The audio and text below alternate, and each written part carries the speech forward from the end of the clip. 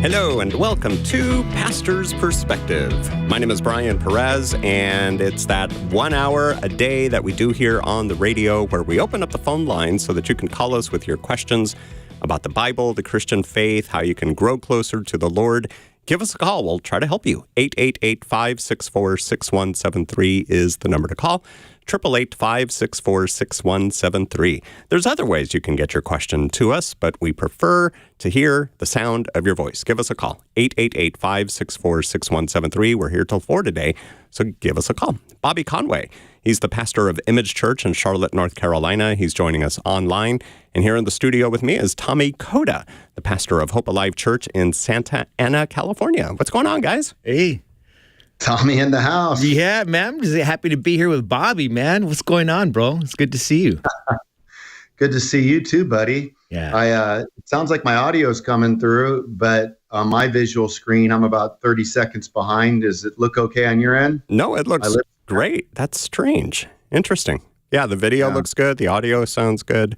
So who knows what it is? So if you give me like a thumbs up or whatever, and I'm like taking 30 seconds, well, hopefully it'll come together. So basically, it's like if you're watching one of those movies and it's got like in a different language and it's just the lips are going and you can't really doesn't match the words. Yeah. Yes. Like those old kung fu movies. Yes, I remember those. Yeah.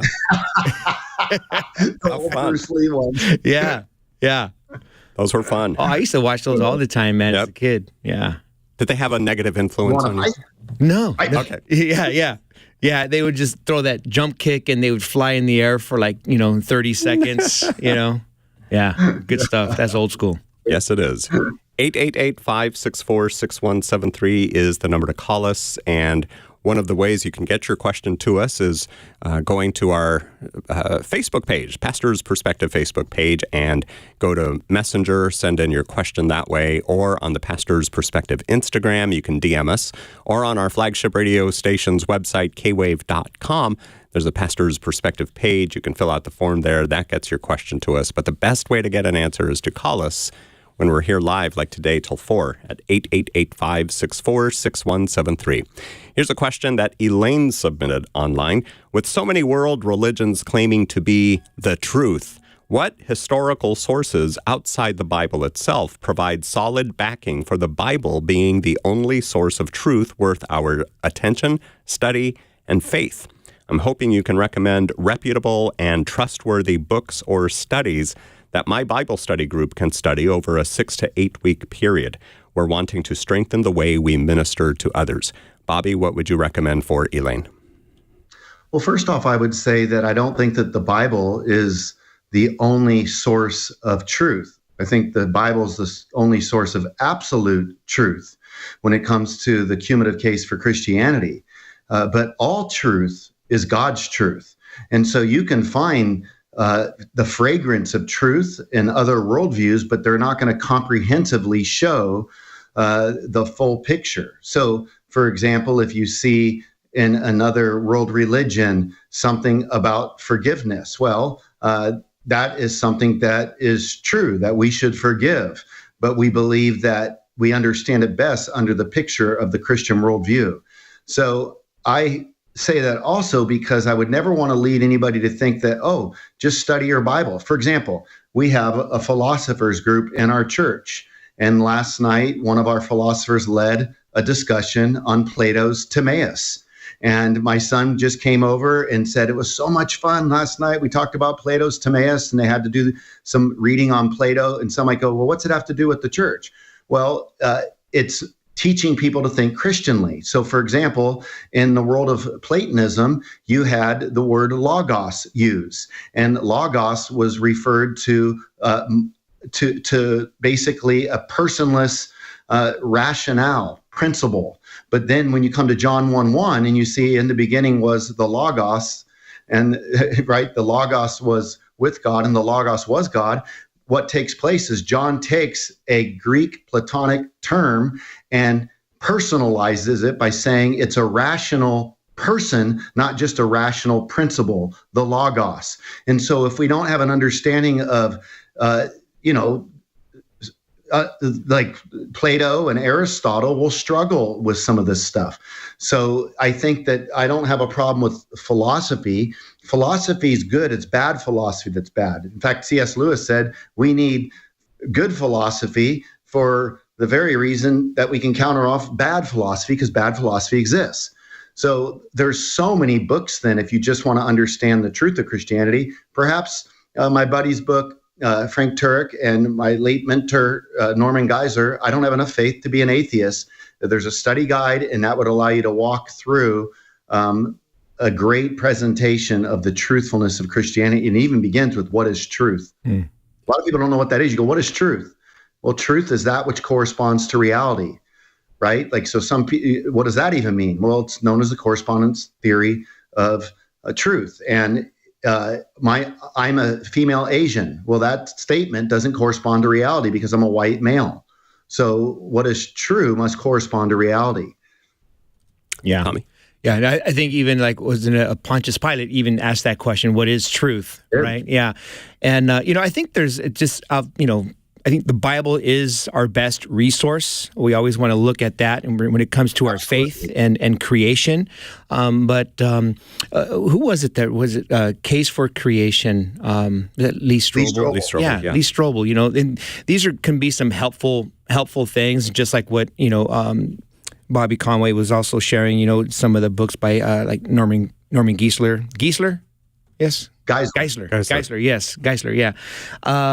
But I would just look to those as some resources, but to reinforce your faith in God as the way that the Bible instructs us.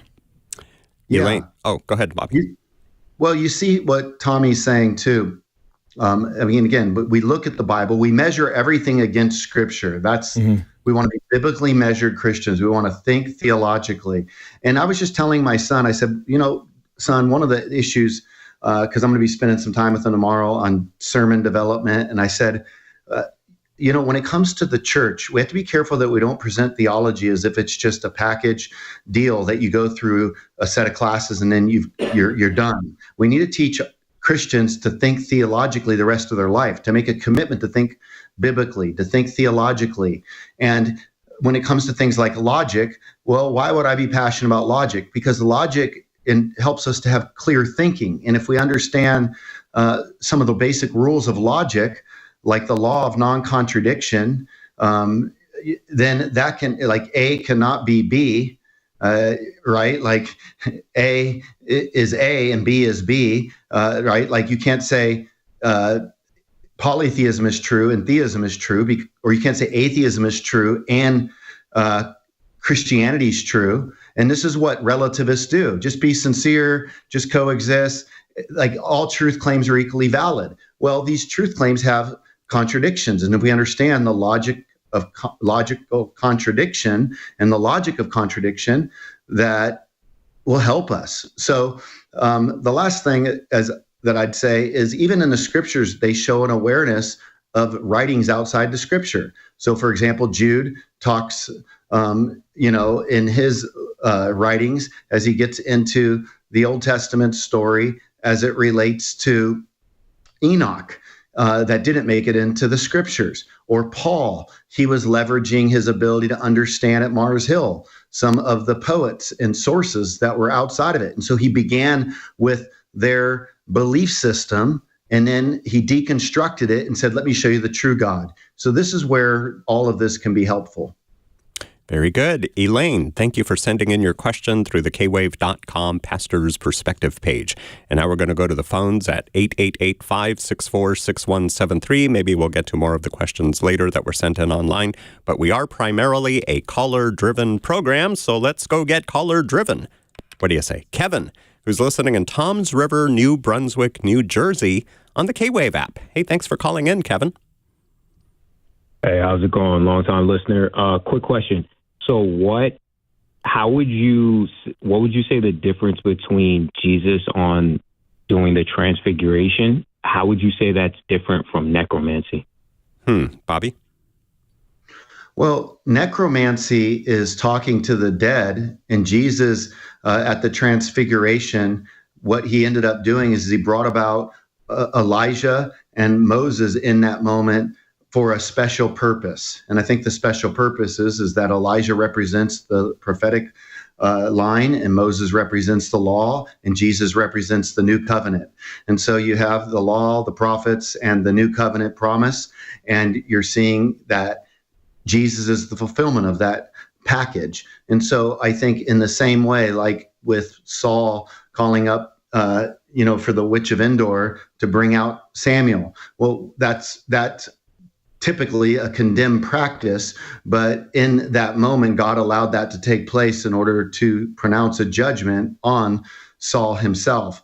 So I think in that way, we shouldn't take the passage like necromancy and say, oh, we should start praying to the dead, because number one, it was Jesus that brought Moses and Elijah back with him for that moment. And it was sort of like, in a glorious way, a show-off moment, like, hey, I got some guests for us to meet today, right? But it doesn't mean just because Jesus had that ability that we have the ability to talk to the dead. Yeah. And exactly, that's what I was going to add too. It was like the Transfiguration was that they were in their glorified state as well when they got to see them, Jesus, Moses, and Elijah there. So they weren't in their death. They weren't decayed or anything like that. Does this help you, Kevin? Yeah, being out in Sheol. Yeah. Does that help you, Kevin? No, that makes sense. That makes sense. And I appreciate it. Long-time listener, and great to hear from all you all. Well, thank you for being a long-time listener of Pastor's Perspective. Next, we're going to talk to Bobby, not Bobby Conway, a different Bobby. Bobby in Ladera Ranch, California. Hey there, Bobby. How can we help you? Hi. Thank you so much for taking my call. Yeah, well, thank you for calling in. So my question has to do with a couple mornings ago, I was listening to John Corson, I believe, and he was talking about Job and how it may be the earliest book of the Bible and actually written before Genesis. And this just really sparked my mind, and I wanted to know more. Could you help me understand? Sure. Bobby? Bobby, what do you tell Bobby? Well, it is believed that Job was the earliest recorded book. But keep in mind that as it relates to Moses, because he's recording the creation story, we can tend to think, oh, that should be first. But Moses existed long after even Abraham, Isaac, and Jacob. And so when he gets that, that's just God giving him revelation on Mount Sinai of what went down. And in some of the historical data, we don't know how much he got at Mount Sinai. We don't know how much would have been passed on through oral tradition of those stories that they would have had an awareness of already, because we often assume that like what he got there, we know he got the commandments, the law, but then you have a lot of the genealogy and the historical stuff that went down, but a lot of that storyline could have been well embedded in place already through oral culture as it was passed on. And so he could have just put that down with everything else as well. So it's hard to weed out exactly all that he was given on the mountain. Tommy? Yeah. Again, it's just, we do know that I believe that Jude was written the earliest book, but it is hard to know exactly like how much earlier it was. We just know that it was because a lot of this stuff was given down by just given by stories and orally, so I don't know exactly how many years it was before actually Moses got the account for Genesis and everything else like that. But that doesn't mean that Job was on earth before Adam and Eve. Exactly. No, because that creation story was given by Revelation too. So it's just the book was written before the book of Genesis was written. Yeah. And oral culture is hard for us to grasp. But if you think like we don't have any books that Socrates wrote. Socrates was known as the gadfly. And, he just constantly was irritating people with his questions, Socratic dialogue. But the thing about Socrates is like he believed that, you need to be able to, like why bother writing down books? You should just have all this stuff in your memory. And you think, wow, that's just insane, like the kind of mind that he had. And it was Plato then that took and gave us his thought and his thinking as he wrote that down. And probably the first half of Plato's, writings are more about Socrates' teachings. And then it sort of shifts into more of Plato's development of Socrates' teaching and coming up with his own ideas. But, Plato started his academy, and at his academy, it even has an entrance into the academy. None but geometries may enter into here, those that, believed in the importance of math, and I used to think, well, boy, why is math important? Well, you couldn't, if a person says math's important, you're not going to get to space without math. You're not going to get on a plane without math. You're not going to be able to do anything without math. You're not going to be on a computer without math. So it's really relevant. So all that to say, what I think is pretty cool is when it comes to the earliest thinkers, these people had great ability, though, like Socrates, because there was such a discipline. They didn't feel like some people didn't feel the need to write it down. Like they just felt like you tell the story over and over again and let it lodge into your brain and pass it on. And they were so committed to memory work like that. And so I'm thankful for that oral culture that's passed stuff on to us. Yeah, and that's fascinating to me too. It's just like the ability for some people to have that kind of memory, and because it's hard for me to memorize things. One time it's hard for me to memorize like just a little, you get those locks with the combination. Oh yeah, man, I got to write that stuff down. And I think pretty much now today, it's like everything is, we don't have to memorize phone numbers no more. Right. We used to memorize phone numbers all the time, and now it's like I don't even know like my kids' phone numbers. It's on my phone, so I don't got to memorize it. So we're kind of so far away from that kind of memorization, and how it was before in those days was really crazy. Yep. You probably remember the phone numbers though of your friends when you were a kid, right? I do. I remember. I remember the phone number I had when I was a kid. Yeah. Yes. It's just all those phone numbers and everything. But I can't remember the new ones. Yeah, it is crazy the way that works. All the memorization. I even think about delivering pizzas. I'll tell kids like when I was a kid, I delivered pizzas, and you would write that down on a piece of paper. But then you would head off, and man, if you failed to put like turn right, well, guess what? There was no cell phone. You had to go find the nearest phone booth to drop a dime in, to call up the people. Hey, I'm out trying to deliver your pizza. These are the directions that I wrote down. Can you get me there? Yeah. And I'm like, man, it's just funny. It feels like I'm talking about wagon days or something. In many ways, it doesn't seem like it was all that long ago, does it? Yeah, no. But I think that has so much to play, though, in the sense of like just the ability of people today, especially a younger generation, to like not see the importance of having to remember something.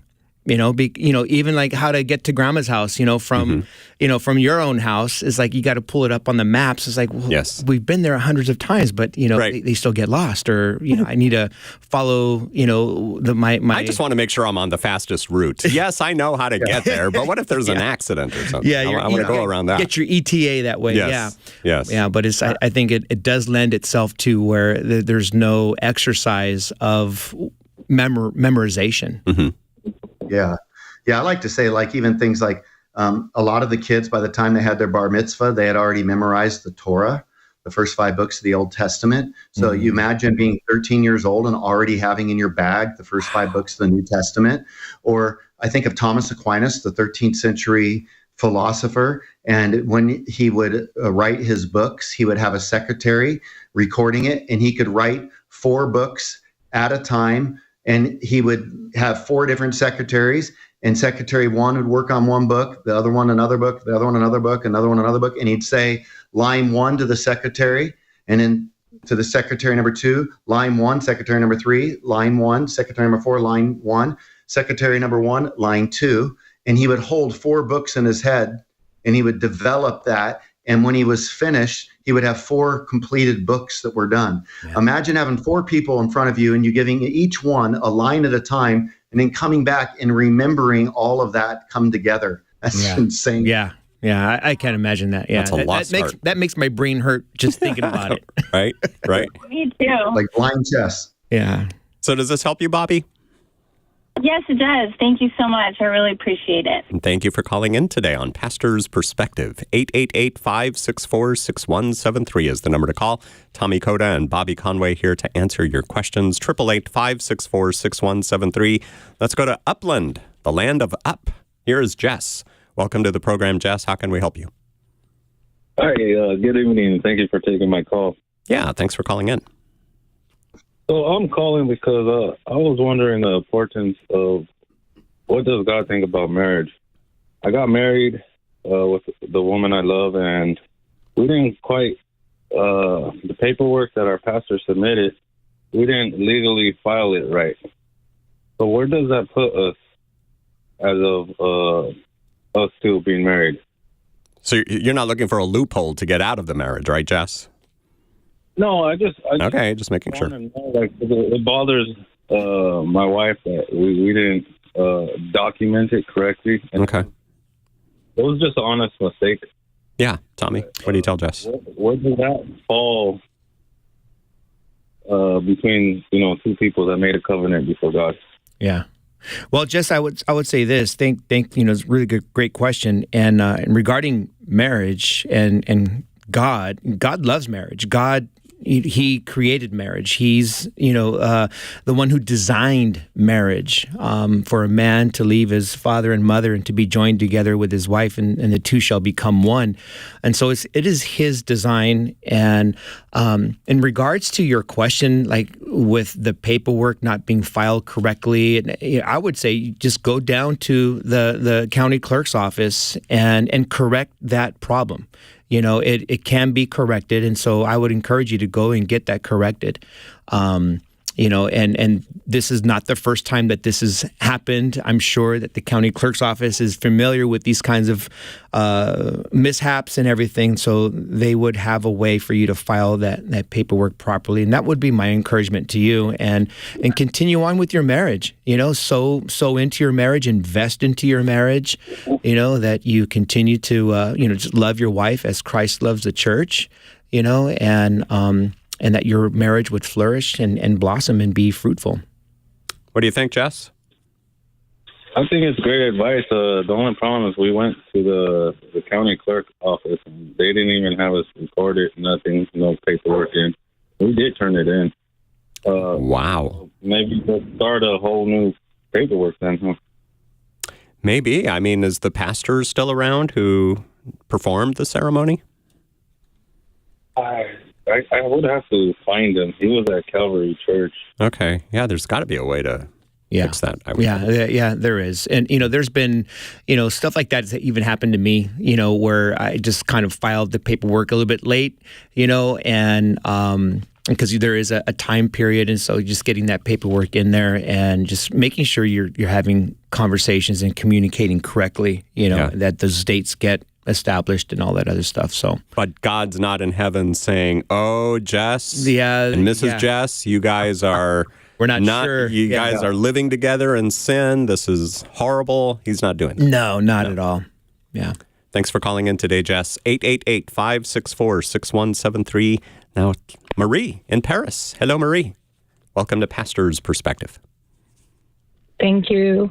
My question is, I was looking at Luke 18 about the widow and the unjust judge, and she would go to the judge and ask the judge to avenge her adversaries, and for a while he wouldn't, but then he said to himself that even though he don't fear God or regard man, because this widow continue coming, I will avenge her, unless she weary him.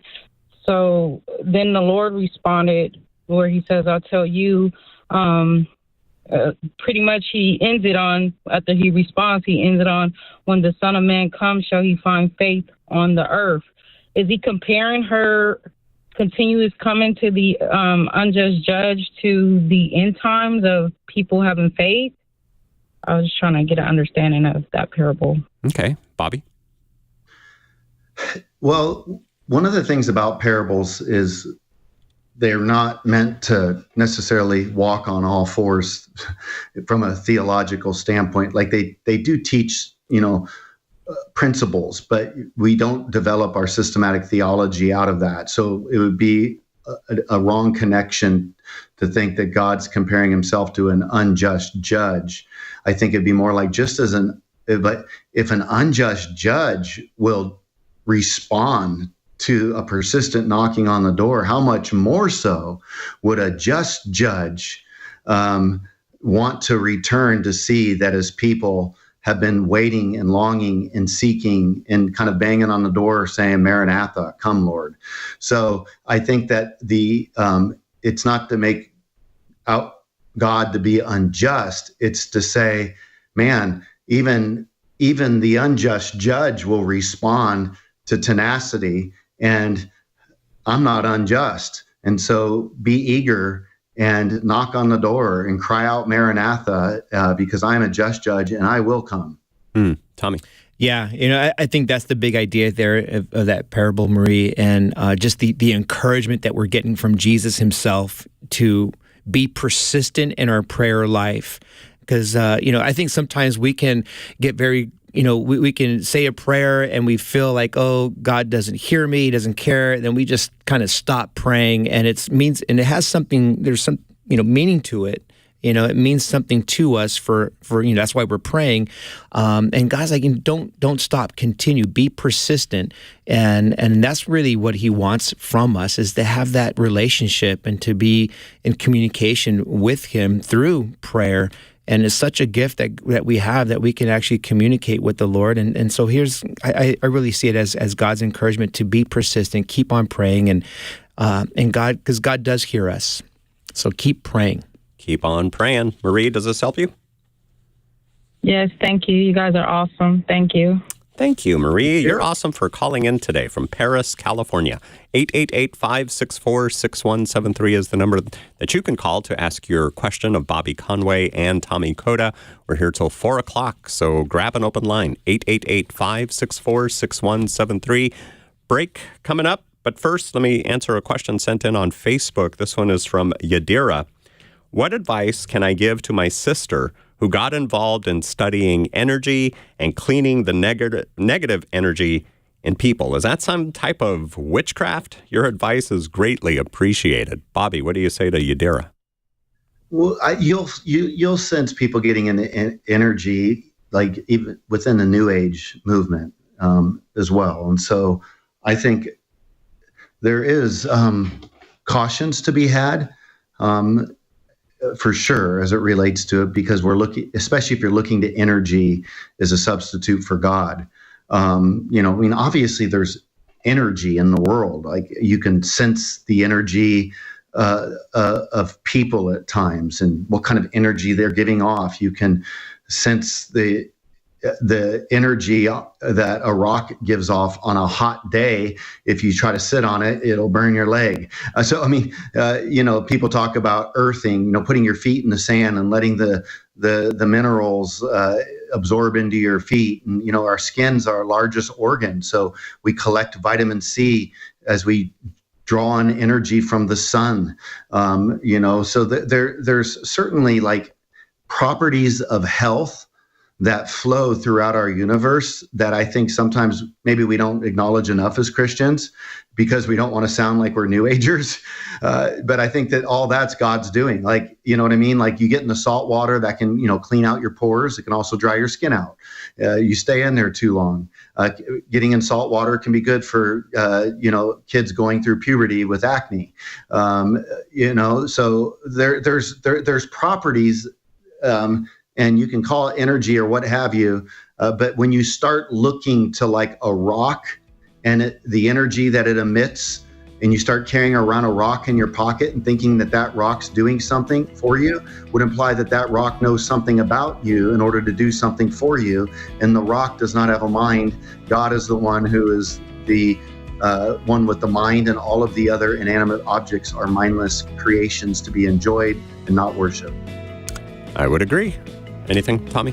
Yeah, Yadira, I would say, just really encourage your sister, because it sounds like she is searching for something and looking in this direction of just energy or New Age, and just pray with her and encourage her and present the gospel in a very loving way, and prayerfully Jesus will get a hold of her heart. Yeah, don't be looking for energy in rocks, but in the one rock, right? Yadira, thank you for sending in your question. More phone calls coming up on Pastor's Perspective.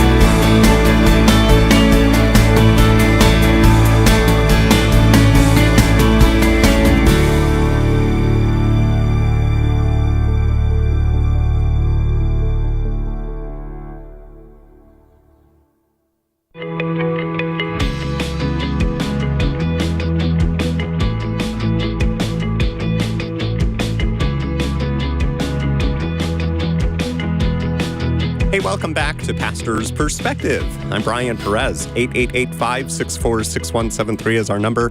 We've got about 25 more minutes on the program. We'd love to hear your questions. 888-564-6173. Dr. Bobby Conway and Pastor Tommy Koda are here to answer your questions. And next we're going to go to Carol, who is in Riverside, California. Thanks for calling us, Carol. Good. Hello, pastors. Hey, Carol. Hello, I'm nervous right now. Why? I saved this number about 4 or 5 years ago, and I'm calling right now. Well, thank you. We appreciate that. And I always want to tell you thank you for what you do. Thanks for the space, that you give us an hour. I know it's not enough, and we're always searching for more. And that was the reason I started listening to you, pastors. God bless you. God bless you. God bless you. Amen. Bless you. My question is, I'm calling for a specific now. I am my friend, which was my ex-boyfriend, is dealing with depression, and the reason why I was searching for your teaching, for everything that you explain and everything, was because I wanted to move on in my life and start loving this guy, and because he was a tough guy back in the days, and now he's in a very sad place. He was betrayed by this person, and I am the only person he got. We can't talk to anybody. I respect his privacy, but he doesn't want to live anymore. And I know God healed me from everything that I went through for years and years. Especially, this was the last heartache that I had. I was dealing with this relationship, and the last thing I told him was, I hope you find a woman that will break your heart. And that's what really happened. And he searched for me because he knew I genuinely loved him. Okay. And now I'm here as a friend. And I prayed for him. He let me pray. He doesn't believe in God. Mm-hmm. But one time I was talking about Jesus, and he told me to stop talking about Jesus. But this morning he told me he was praying to God to take his life. So I'm confused. And I have nobody to talk to. He has searched for help, definitely. But I know he feels empty. He feels dead inside. What's his first name, Carol? Yeah, that's my first name, Carol. No. What's his first name? Just his first name. Paul. Paul. Okay, so Tommy, if you were talking to Paul right now, what would you say to Paul? And I'm saying this because Carol, I want you to share this message with Paul after we archive this on Facebook and YouTube. So Tommy, talk to Paul. What I would say to Paul, who's kind of sounds like he's in a very bad place, and first of all, the fact that he wants to get help, that's what it sounds like. He is searching and wants to get help. That is a very positive thing, because going through life and struggling with whether it be depression or just being down, there is a temptation to sometimes just want to give up, and we become hopeless in life. Like there is no future, there is no plan, and there is nothing good for me in my life. And that's a place that I've been familiar with. And this is what I would tell Paul is he's not the only one who's going through these experiences, and God is able. God has a plan, and God's love and grace is mercy, and mercy is for him. And I would encourage him to, what I would do is I would take him to church. I would pray with them, read some Bible scriptures with him regarding, hope and love and the plan of God for our life and salvation. And I would just really, truly encourage him to just receive the Lord's grace and goodness in his life. And I would share, a lot of that experience of being hopeless, because sometimes I think God will allow us. I know this many times. God will allow a person to get to a place in their life where they're completely hopeless. All the options are gone, that they might discover the limitless love of God, and that God is able to reach down into Paul's darkness, into this place where he's at, and to pull him up out of it, and to set his feet on the solid rock, and so that's what I would share with Paul, Carol, is that God's love and grace is limitless. He can reach down into his darkness wherever he's at and give him a new life. And it's something that he's, if he's searching and he's wanting to get this help, Jesus is by far the greatest help anybody can ever receive. And so I would not be ashamed of the gospel. I would encourage him to turn to Jesus and to come to Jesus and to continue to pray for him. Bobby, I find it interesting that when Carol tells Paul about Jesus, he says, don't talk to me about Jesus, but yet he's praying to God, take my life. Yeah. So, I mean, that's interesting to me. What do you think? I thought the same thing. So I would probably take the approach of, obviously, man, I'm so sorry that you're struggling with emptiness, and this is a terrible place to be. And it's obviously there's a check engine light going off inside of you. The question is, how do we repair what's happening? Like a car that has a check engine light, you don't take it to get it destroyed. You take it to the mechanic to get it fixed. And so I would say, can you identify, if you took out a piece of paper, why are you struggling right now? So if I was talking to a depressed person, I would want to hear the hopelessness, because then that's going to give me conversations for ministry. Mm-hmm. And so if it's related to the fact that he doesn't believe in God, then I would say, but you're calling out to him, so that's not quite airtight. So maybe you're confused about God. So maybe the fact that you're in a confused existence with the origin of your life and with your maker, and that's creating some of this. Maybe there's consequences to a way that this person's been living. And then I would want to say something like, if you're not ready to hear me talk to you about the gospel anymore, then can I have you consider the fact that you need a why right now to live for? And why I think you should live for Jesus. If you're not ready to live for Jesus, then I want to still help you to find a why that you can hold on to while you take your time to discover what the truth is. And so I might say, have you read Man's Search for Meaning by Viktor Frankl? And Viktor Frankl was the founder of logotherapy, and he was in the concentration camps in World War II. And he started to notice the difference between those that survived the Holocaust and those that didn't. It was those who had a why, where they could imagine being outside of the concentration camps, where they could see how God could use the pain that they were in for a purpose.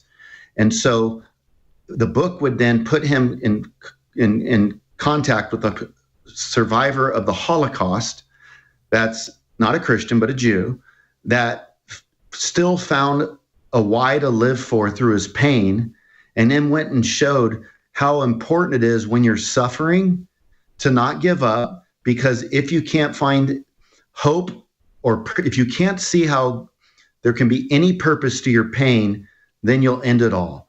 And what he tries to do is help you to see purpose in your pain. And then I would say, and when you're done with that, I want you to understand that I believe the purpose of our pain is to point us to Jesus. And I would talk about that as well. But look at it like triage. If somebody's in pain, but they don't want to hear about Jesus, okay, well, then I'm going to do triage. And I'm going to say, well, what's the next thing I can do? Well, let me give you somebody else who suffered, that's struggling. And then, again, always getting somebody to write down what their pain is, and then try to force rank it and to figure out, are they having career issues, relationship issues, financial issues, spiritual issues? Get all that on paper. And then I would do triage around what I got down on paper. Like, in other words, how do I force rank what to deal with? Because what the problem is you can get so hopeless, so in depression, you put that down and it just feels like a big mountain. You don't even know where to start. And so what he needs to realize is that he's got to do triage on his own life. He can't tackle everything at once. So what's a baby step that he can begin to take? And then I would let him know that you're there, you're praying for him, and that you're hopeful that he'll be open to more conversation down the road. Tommy? Yeah, no, I like that, Bobby. The baby steps, whatever is going to be presented to you by Paul Carroll, where he opens up to you, man, that's where you build on that, and that you can go from there. And Jesus is able. As I know that. So just be loving and be kind. It sounds like you're the one person in his life that he's reaching out to and being vulnerable with. And, just love him to that, and encourage him to really seek the help that he needs, just to find victory in this depression. Yeah, Bobby. Yeah, that's so important, because ideally you want him to believe in Jesus. But as Tommy said, you can hold on to Jesus, the ultimate solution. But it can help us, I think, as well as Christians, to see that we have options that we can look to. So if we think the only thing we can do is just use the Word of God, for example, well, I think that is our ultimate text. Like, that's what I defend as an apologist. I believe in that. But I think wisdom would help us to realize that, let's say somebody doesn't want that. Well, then we can take another strategy. So, for example, even somebody that they go to a church that only preaches young earth creationism. They don't even share there's another option, or if you believe in old earth, then you're basically a heretic. So then somebody comes to me and says, man, I'm thinking about walking away from Christianity because I've been told that I have to hold on to young earth creationism. Well, what I would want to do is I'd want to say, okay, I think there's a better step to take than leaving Christianity. There are people that are known as old earth creationists. And so he's like, well, I really believe in evolution. And I think that's, well, you know what? There's even theistic evolutionists. I'm not a theistic evolutionist, but I'm just telling you there's people out there. And so what I'm doing is I'm trying to keep him focused on Jesus, where I think, so let's say somebody came to me and said, man, I'm not a believer and I could never believe in Jesus because I can't believe God would send someone to hell for eternity. Okay, well, we can talk about all that, but the big obstacle right now is, what are you going to do with Jesus? And did you know there is a group of people, I don't happen to be one, but they're called annihilationists, and they actually do believe that the best biblical way to understand that when you die, it's more like you're going to melt like an ice cube and God's justice will be done. And there are people that believe fully in the gospel that just don't believe in the duration of hell being eternal, but more of a shortened duration.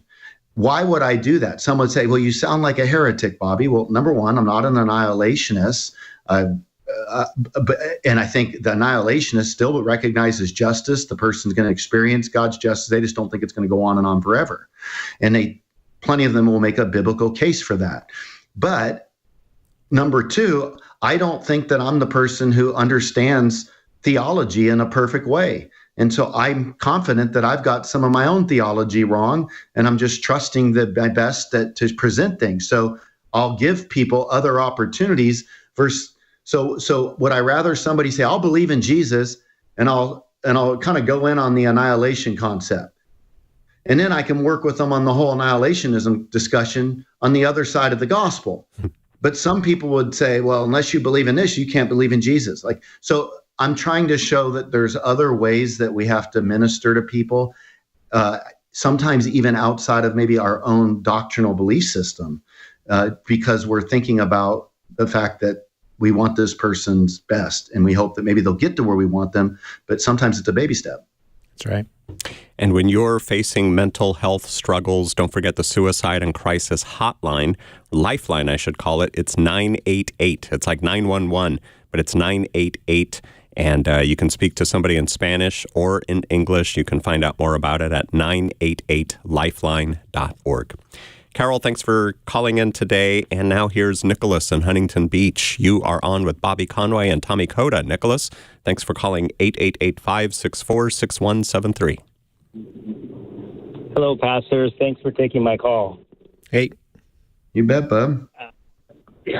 I had a question. It's kind of resonating with me a little bit because I feel inadequate as a believer.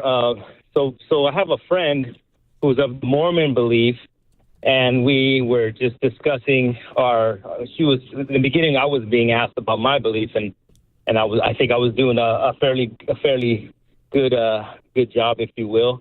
And then she started kind of going over what she believes. And just to kind of get the gist of it, she was going into, in regards to Satan being the brother of Jesus. She was saying the fact of that he was, at one time when he was in heaven with a third of the angels before they were thrown out, and just kind of referring to if they were originally created by God, then why, even though they were cast down, why wouldn't they be still a brother or a son of God? And, growing up Christian, I know that that's not true, but I just would like to be able to defend it with scripture, and I just kind of felt inadequate. So I'm just looking for some help. Bobby, are Jesus and Satan brothers? So that's part of the problem right there.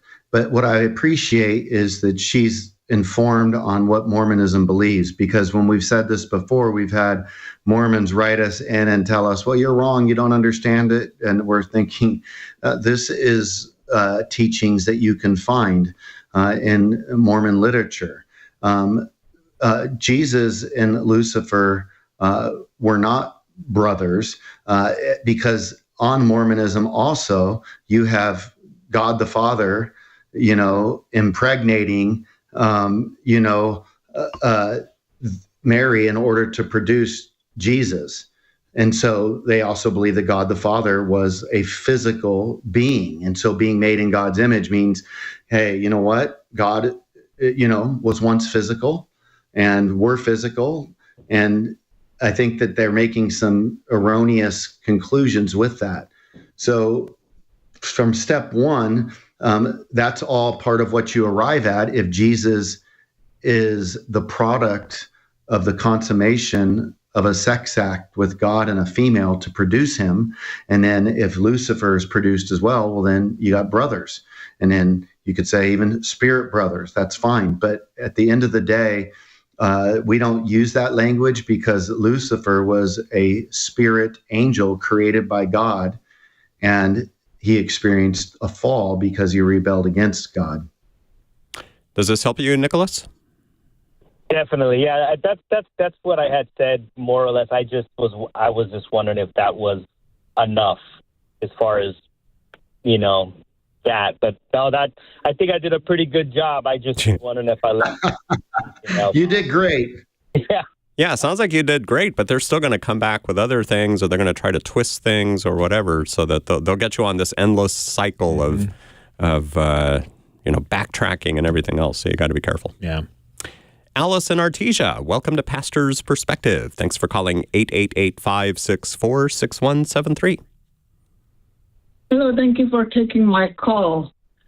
Thank you for calling in. Question, about giants, which the Hebrew word is Nephilim, on the book Genesis 6, and also it comes that name come out again in the book of Numbers. My question is that because he said before and after, meaning that, but when God destroyed the earth with floods, only 8 people were saved. So who is Nephilim? Why is that Nephilim still exists?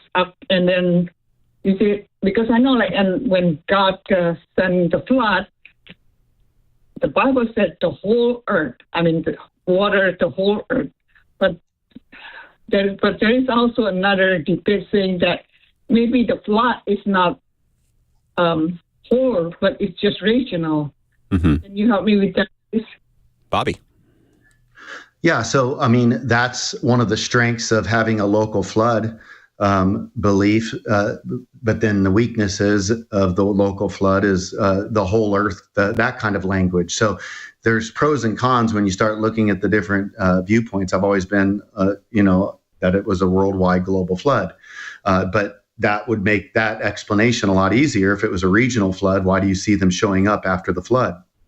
But if you're a global flood theorist, then the move that you would say then is obviously there is a repeat of this type of an event that ended up taking place. So somehow or another, these now again, we're getting into, this would be built off the assumption you have different viewpoints, right? Like, who are the sons of God? Are they the descendants of Seth? Are they mighty kings, or are they fallen angels?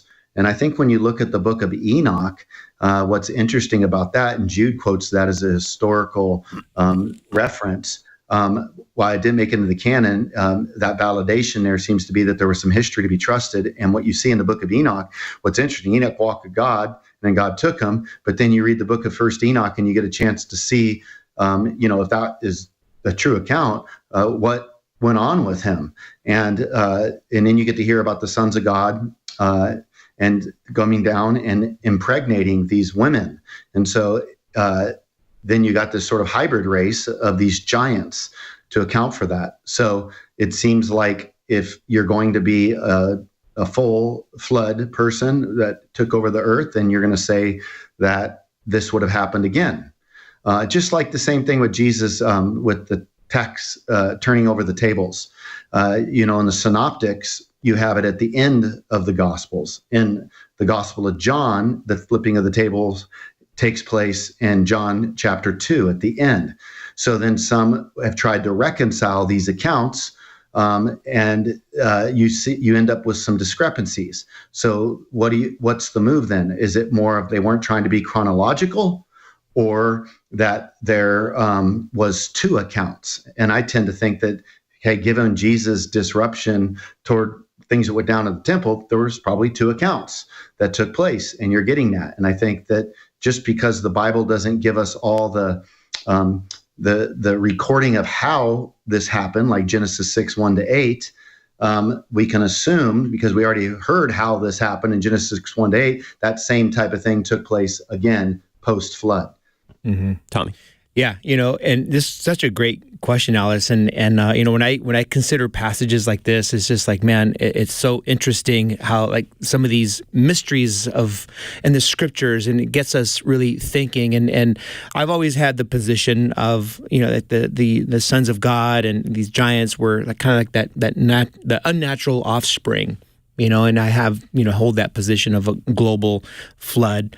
And so that would be my answer to that would be like this unnatural offspring between the fallen angels and mankind. Bobby? Yeah. And me too. I've always been a global flood too.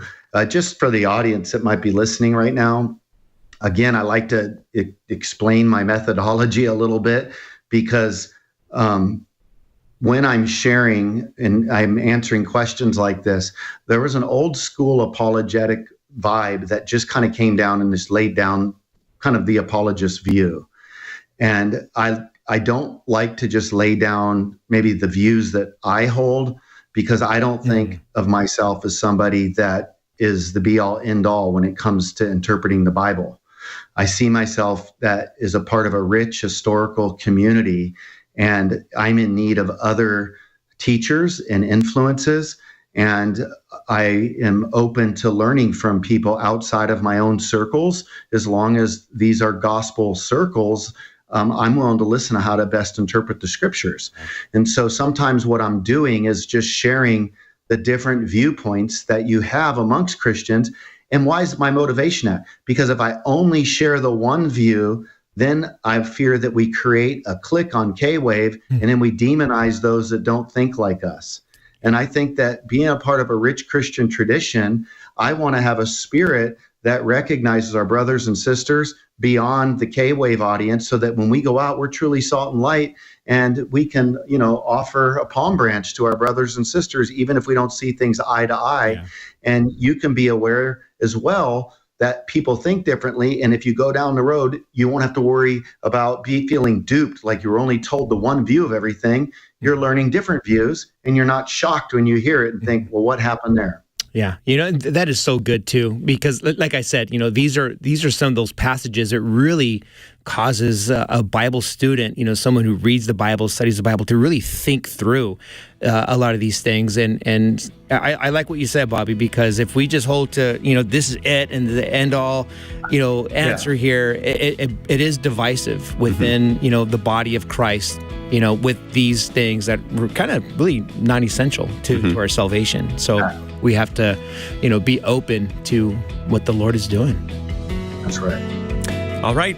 Alice, thanks for calling us today on Pastor's Perspective. We have run out of time. Teddy and everyone else who couldn't get on today, we're going to be back tomorrow between 3 and 4 p.m. Pacific time, so please call us back then. We'll open up the phone lines about 7 minutes before 3. We're going to archive today's episode on Facebook, YouTube, Apple Podcasts, and Spotify, so check it out later to review any portion of it or maybe to share it with your friends. For Bobby Conway and Tommy Coda, I'm Brian Perez, and thanks for listening and watching Pastor's Perspective.